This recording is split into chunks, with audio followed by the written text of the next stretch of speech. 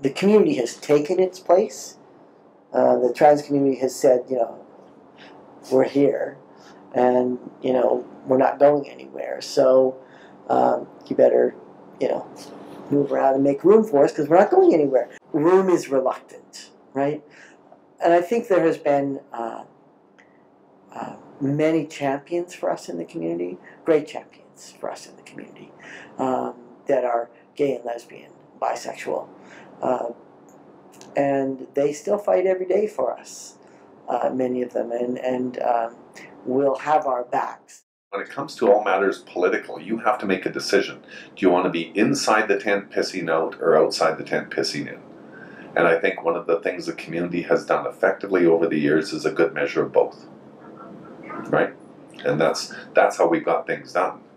Communications technology, it breaks down the sense of community. People think they're part of a community. It's a relationship thing. A community is built around the relationships and the people who are there, and it takes that face-to-face contact and that communication, expressing ourselves, and then that's probably what it was all about. The whole gay movement or women's rights movement is to be able to be ourselves and to express ourselves and to have words to say things. I think we are social animals and we need to socialize with like-minded individuals. The queer community is a force to be reckoned with when it comes to standing up for their rights. The whole Gay Straight Alliance thing, watching not just the queer community coalesce around that issue, but every free-thinking progressive, regardless of their sexual orientation, recognizes that that's an issue worth fighting for. And that's what's different now, I think, is in the 70s and 80s, you really did feel like you were the only one fighting the battle, or that you were fighting it for yourselves, with yourselves, alone in that battle. Now we actually find support. I think the caution I would have is about complacency, because, the battle's never over. I know about that concept of oppressed communities create a space for themselves. And because so much of our socializing was wrapped up in working on things, they overlapped a lot.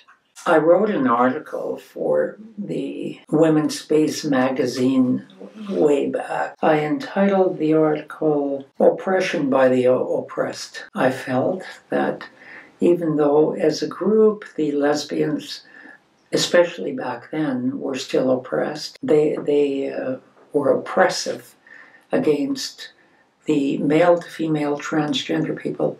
I can understand that a bit. That, I wasn't born a woman, so I'm different in that sense. I think to really have a cohesive community, it has to be somewhat exclusive. I mean, in the sense that it has to be a group of people who really are similar, have the same basic values and similarities. It doesn't mean that you're exclusive. You can keep including other people and people who will expand that definition of that community, and that's fine, and it will change along the way. I'm sure the lesbian community here today in Edmonton isn't at all the same one that we knew 20, 30 years ago. And I don't even know if they consider themselves a community. And that might be the part that, with all the rulings and the laws and the protection that we now have, the rights that we now have, it maybe makes people more individualized, like to live more their relationship, their little family unit, and don't need community as much. Whereas back then, we needed that community. If we wouldn't, we'd die in our closet if we would have continued thinking we were the only ones in the world. In terms of the layers of status, if we take a big barrel and we say, who's floating on the top? The gay men are. They're at the top. Who's kind of down a little bit, not much, the lesbians. Who's down a lot further? The bisexual people are down. I've heard this from the lesbians. It's like, I don't want to get involved with a bisexual woman because she's going to leave me for a man? That's bad. And they're not thought by some of the lesbians to be committed to women. That they'll kind of play the field on both sides of the fence. I think it's improving. Yeah, it's improving. But then under the bisexuals, and we're down halfway down the barrel now, way down in all the drudge in the bottom of the barrel where there's sludge. That's where the trannies are. When during my time, and the cross-dressers are even lower. There was, back in my time, a layer. Transgender, at the club, we weren't transgender, we were trannies. Ah, here's another tranny. That's the word that was used. It's a derogatory word. So much effort put into mainstreaming us and assimilating us. You know, and there is a great effort that's being put into that, not just by those people who want us to buy their product and bank at their banks and buy their insurance, but by our own people, you know, who are saying, oh, we're just like them. No, we're not just like them.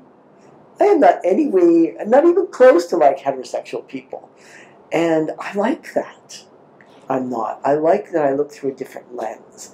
I like that sex and sexuality are a little bit edgier for us, that we're comfortable with nudity, that we're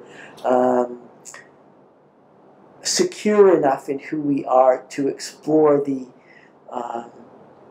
nuances of sexuality and the nuances of gender. Our Pride, if you look at the stats from this past year, and I've had the privilege to do that, there was more straight allies than there were trans, lesbians, and bisexuals put together. So those statistics tell us something about Pride. They tell us who's being served, and who it's being marketed to, and who's buying into it. And we're missing some of our people.